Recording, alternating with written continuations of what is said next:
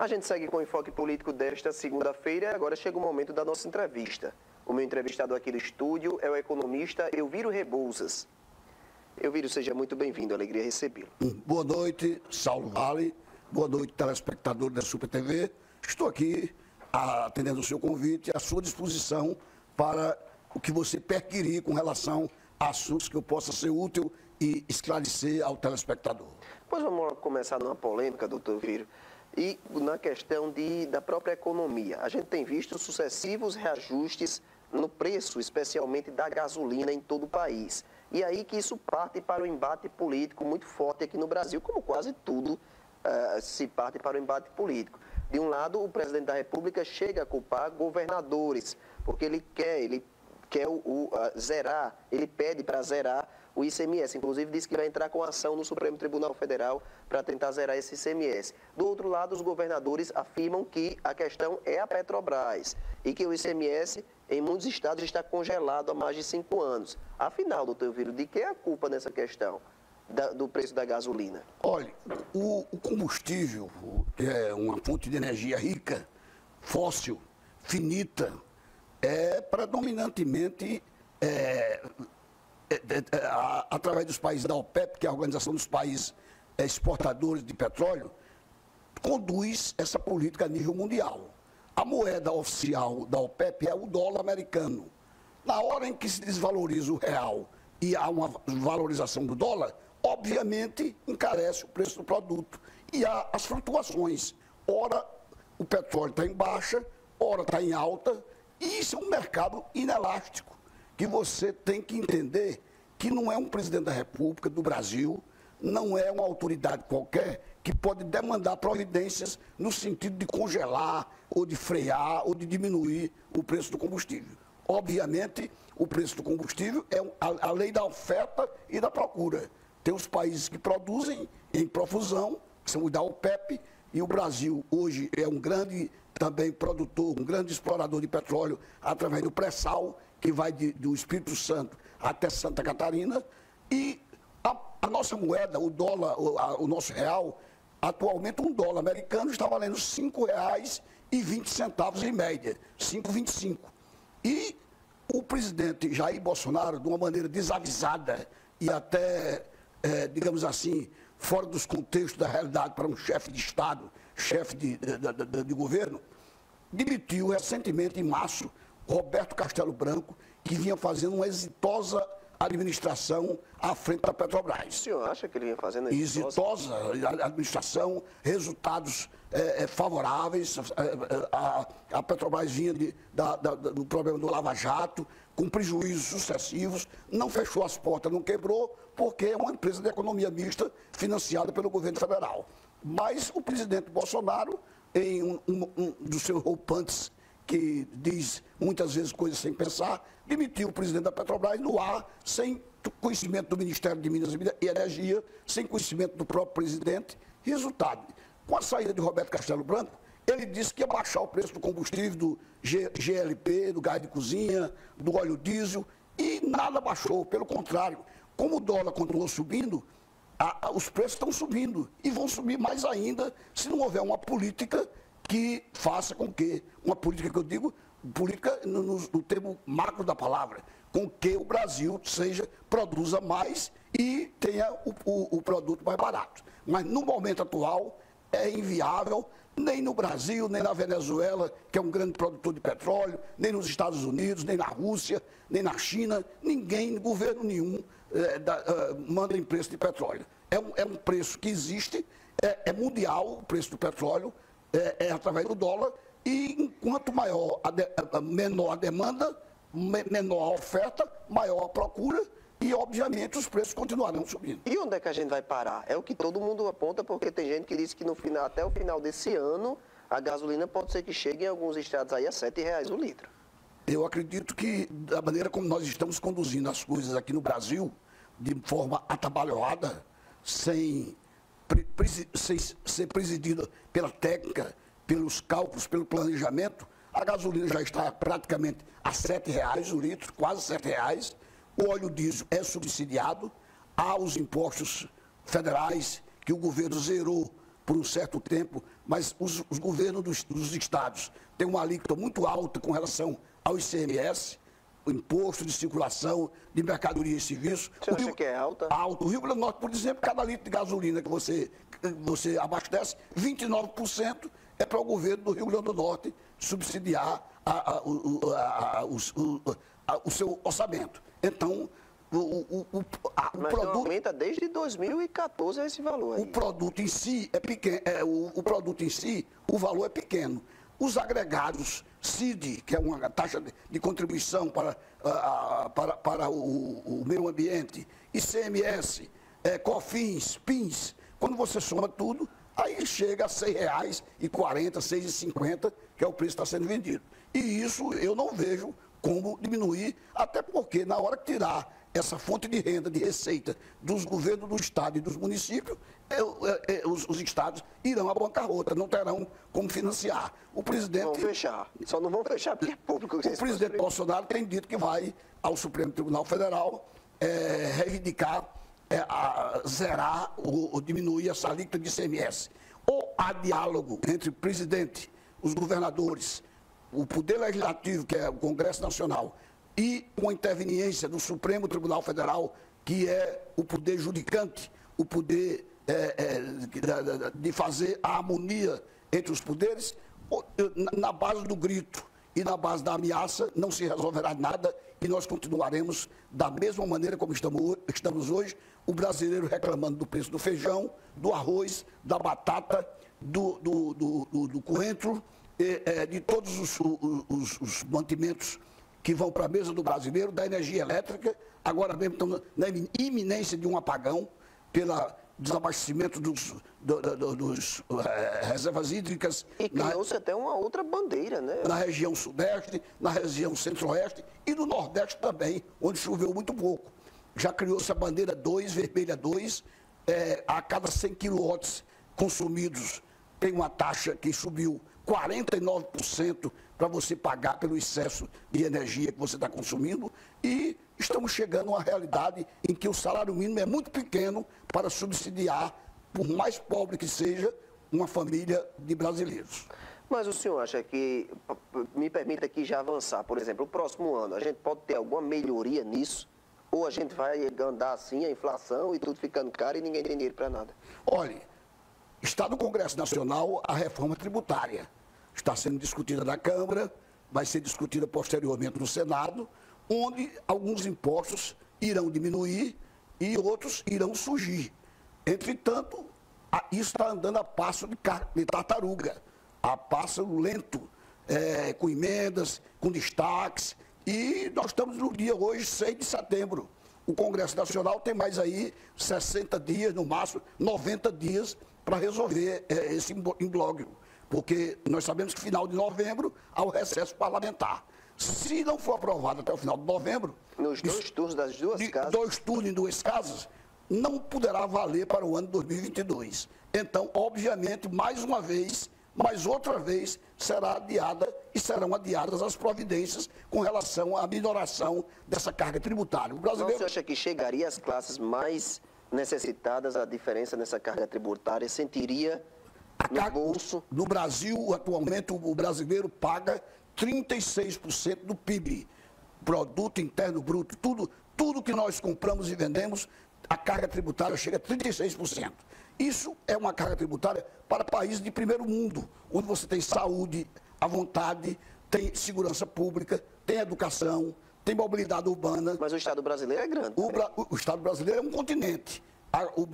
O Brasil é um continente. A máquina. Agora, infelizmente, estamos vivendo na custa de burocracia, de uma briga, de uma pirra política entre o judiciário e o executivo. Quando não é o judiciário com o executivo, é o executivo com o legislativo. O 7 de setembro, amanhã, que há quantos anos, desde que Dom Pedro proclamou a independência do Brasil, que nós comemoramos raidosamente o 7 de setembro com a nossa independência. Amanhã está sendo deflagrado um campo de guerra, onde os correligionários do presidente da República vão para a rua defender a sua causa e os adversários também vão para a rua se contrapor a essa causa. Isso não é harmonia, não é independência, não significa a unidade nacional. Significa, muito pelo contrário, uma abrupta desaceleração da unidade, da harmonia que deveria presidir a vida entre os poderes e os brasileiros. Então, eu acho uma aberração que se chame para o dia 7 de setembro um campo de guerra, uma batalha de guerra estampada na fisionomia dos brasileiros, os que são a favor ou os que são contrários ao presidente da República. O senhor acha que esse tema economia vai ser muito forte nas eleições gerais de 2022, presidenciais? Na minha opinião, o tema que vai presidir as eleições de 2022 será a pandemia. A Covid-19. Porque talvez ainda tenha resquícios da pandemia. Que já infelicitou, né? E já matou 585 mil brasileiros e já contaminou 21 milhões de brasileiros. O presidente da República, ao desdenhar, ao fazer troça com relação a um assunto tão sério, e trouxe luto, choro, mortes na casa do brasileiro, ele avocou para si a maneira de ser julgado na eleição de 2022 pelo comportamento dele na pandemia. Depois da pandemia, que significa saúde, e saúde é vida, a economia, por certo, haverá de também ser um assunto bem palpitante. Em 2018, foi nas eleições presidenciais de 2018? Você acha que foi? 2018 teve uma característica diferente. Nós íamos de 2 governos de Fernando Henrique Cardoso, do PSDB, 2 governos do PT de Lula e 2 governos do PT através de Dilma Rousseff. E um tampão. E o tampão. Dilma Rousseff nos 4 primeiros anos e no segundo mandato, com 2 anos, terminado por Michel Temer, do PMDB, que era o vice-presidente da República. Então, era o passado contra uma novidade, um herói que se aparecia para ser julgado pela população. E o povo comprou essa imagem de herói, de um homem destemido, valente, que iria mudar, iria reformular a máquina administrativa brasileira, iria governar de maneira diferente, sem conchavos políticos, com honestidade, e tudo isso está desabando, infelizmente, num quadro caótico com relação à atual administração. Bolsonaro pode ser considerado um liberal na economia ou não? Eu acho que o presidente entende muito pouco, para não dizer que ele não entende nada de economia.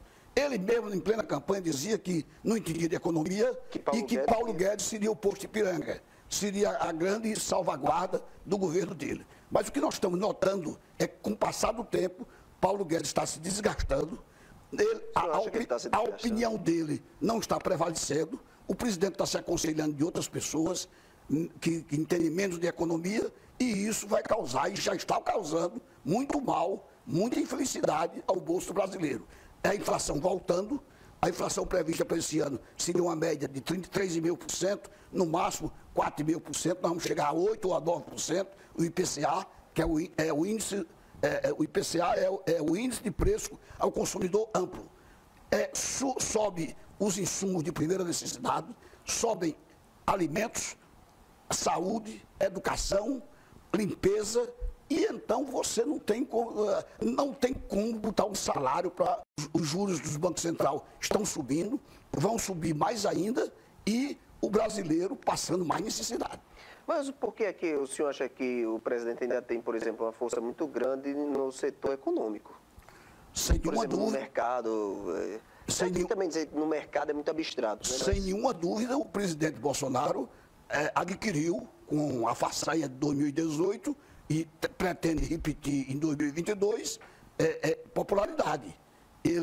Mas nessa classe ele tem um apoio forte ainda, né? Ele pega uma moto e sai fazendo uma motocicleta, uma motocarreata nas grandes cidades, nas capitais, pega um cavalo, sobe do cavalo e tem 100, 200 cavaleiros a lhe acompanhar.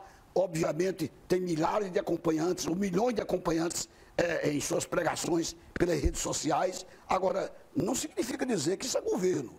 É mais comunicação, é mais marketing, talvez seja uma coisa espontânea dele, eu não vou dizer que ele está fazendo isso por hipocrisia, querendo dar uma de bonzinho. É o estilo dele. Agora, em termos concretos, em termos de governo, nós não estamos assistindo a cena, o filme que foi pregado, digamos assim, o trailer que foi passado, que seriam os 4 anos do governo do presidente Bolsonaro. E o que é que se esperava da economia no governo Bolsonaro em 2018, além de Paulo Guedes?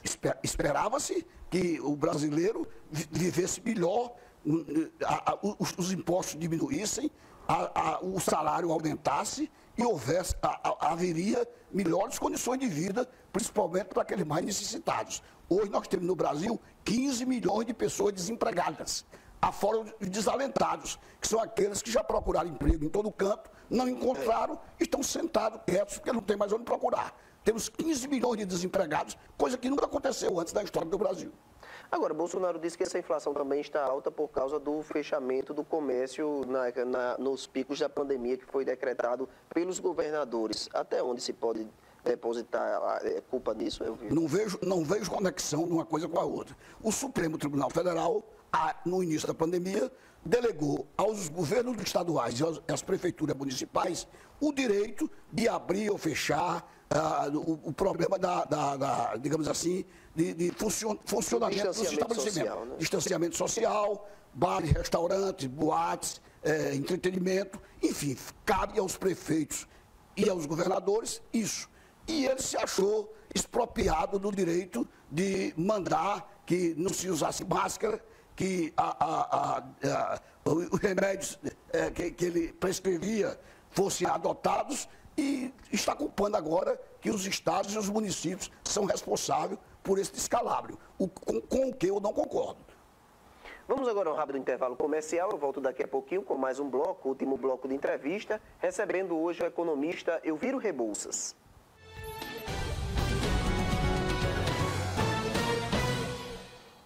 A gente segue com o enfoque político desta segunda-feira, dando continuidade à nossa entrevista com o economista Elviro Rebouças. Elviro, o senhor falou sobre a questão de reforma tributária que tramita no Congresso Nacional e que isso faria uma diferença aí na economia, vamos dizer, impactaria a questão, a própria inflação, né, e outros índices, os índices econômicos. Mas aí eu trago aqui um fator, e claro que ele é um fator. O senhor falou da macro, deixa eu falar um pouco, acho que da micro, não sei se isso entra aí, se eu estiver errado, o senhor me corrija. Mas eu digo, o governo quer reformular o chamado Bolsa Família, aumentando o valor desse benefício e até com um novo nome, acho que é Auxílio Brasil, né? Auxílio Brasil. Com aumento de beneficiários e de valor desse benefício. Isso traria um impacto também na economia?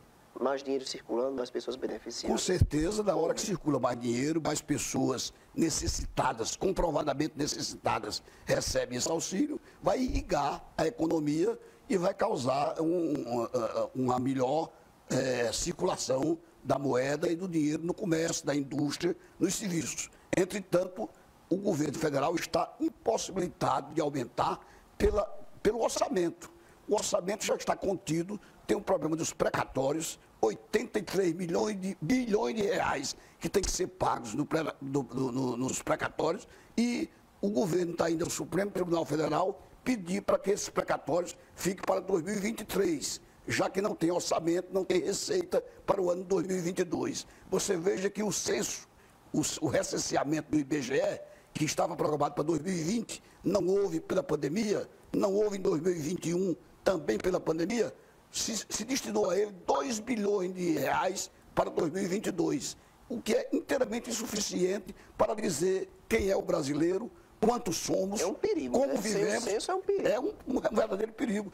A radiografia da população brasileira é o recenseamento. E nós estamos sem recursos para bancar esse recenseamento. Então, dificilmente haverá uma valorização real dos salários, a partir do salário mínimo, que já está atribuído para R$ 1.169, se não estou enganado, corrigindo somente a inflação e sem nenhum ganho real. Agora, como é que o senhor analisa as apostas do governo, entre outras, a questão da privatização, por exemplo, dos Correios, Eletrobras e, por último, agora dos Correios, que deve sair no próximo ano, deve ser efetivada, a perspectiva é essa, né? Como é que o senhor analisa? Eu analiso positivamente. Tem serviços no Brasil que obviamente foram fundados, como é o caso dos Correios, há mais de 100 anos, e na época os investidores internacionais não tinham interesse. Nós não tínhamos no Brasil investidores nacionais com capitais para o serviço, um serviço altamente necessário, e que hoje os grandes países do mundo têm, os Correios são privatizados. São empresas privadas que passaram a mão do investidor privado com credibilidade, com honestidade, fazendo um serviço vigiado pela agência reguladora dos Correios, dos telégrafos. Então, se o Brasil está numa situação financeira de dificuldade, se o cofre governamental não comporta tanto serviço, alguns deles devem passar para a iniciativa privada na base da seriedade, da honestidade, sem precisar de bancarrota, sem precisar de pichincha e de migalhas que se fazia num compadrio doentio e nocivo à sociedade. Agora, os Correios já foi uma empresa de excelência. Os Correios do Brasil foram primor de eficiência Até quando? Até no mundo, em todo o mundo. 12. Mas isso não significa dizer que ele sendo privatizado vai piorar o serviço. Deve melhorar. Você veja aí as telecomunicações do Brasil, que eram governamentais, passaram para a iniciativa privada e o Brasil está avançadíssimo na tecnologia das telecomunicações. E os bancos também, cada estado tinha um banco diferente. Hoje os estados não têm mais banco, porque eram birôs, a maioria deles eram birôs políticos, para servir o governador de plantão e para emprestar dinheiro a quem não podia pagar, mas que fosse correligionário do governo. Em boa hora, o Banco Central do Brasil fez um enxugamento dos bancos estaduais, esses bancos quase todos foram adquiridos pela iniciativa privada, e o Brasil hoje tem um dos melhores sistemas, mais rápidos, mais precisos, sistemas bancários do mundo. Eletronicamente, você faz um Pix, faz uma TED, faz um DOC, daqui, 10 minutos depois o dinheiro está na China, no Japão, no Rio de Janeiro, em São Paulo, ou em Baraúna, ou em Areia Branca. O Pix veio para ficar, né? Veio para ficar, com certeza. Então, é um aperfeiçoamento que, com certeza, veio para ficar. Agora, trazendo um pouquinho para o aspecto local, como é que o senhor analisa, como é que o senhor vê a movimentação em que o governo Fátima Bezerra aposta em questão de economia? O governo Fátima Bezerra? O governo Fátima Bezerra está... Os governos estaduais também têm sua parcela, né? Com certeza. O Rio Grande do Norte tem um orçamento que oscila em torno de 12, 14 bilhões de reais. Comprometido muito com o pessoal. Gente demais trabalhando, pelo menos, se está trabalhando eu não sei, mas que está ganhando do Estado e está sendo remunerado. Ela tem se esforçado, tem demonstrado eficácia, foi deputada estadual, deputada federal, senadora da República, tem espírito público e mostra competência para administrar. Agora, a máquina é emperrada, uma máquina difícil, onde geralmente você tem 5 tampas para tampar 10 garrafas, com falta de recursos. Através do Banco Mundial, ela está dispondo de recursos agora para obras estruturantes, para investimentos, e eu acredito que ela conseguirá melhorar o governo dela e terminá-lo, esse primeiro governo, já que ela assumidamente é candidata à reeleição, em melhores condições do que está atualmente. O senhor acha? Acredito. E na questão do custeio? O custeio continua muito alto, né? O senhor muito falou, alto. Eu falei há pouco tempo. É dinheiro... Teria que aumentar a arrecadação? Eu não diria que tem que aumentar a arrecadação. Teria que diminuir os gastos de custeio. Mas tem onde cortar o Rio Grande do Norte? Tem. Agora, são os chamados cargos comissionados, são as vantagens que já foram inseridas em contra-cheques. Algumas delas, judicialmente, já não podem mais ser retiradas. A folha de cargo comissionado é minúscula. Não, mas o Estado do Rio Grande do Norte tem um contingente de funcionários muito grande.